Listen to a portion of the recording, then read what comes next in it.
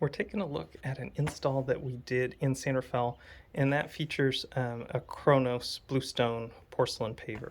And one of the great things about the porcelain is that that material is they've really come a long way in terms of the look of that material. So it really imitates natural bluestone, both in terms of its color and texture.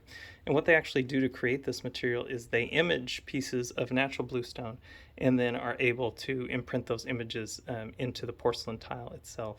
The other big advantage of porcelain is it is very hard and very durable, very stain resistant.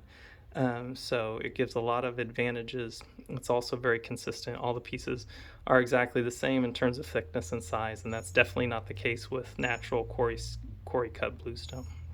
So we can see that nice look of this bluestone here.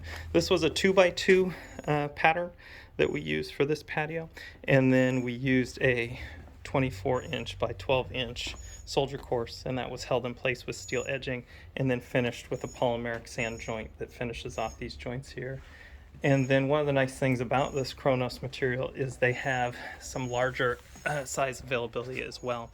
So we can see on these stepping stones, these are big 4-foot by 2-foot stepping stones, which give a real nice modern look here and give a nice linkage here, while not having to come in and do something like pour free floating concrete slabs, which can be tricky and more expensive there. So that's a nice little overview of this Kronos bluestone patio in San Rafael.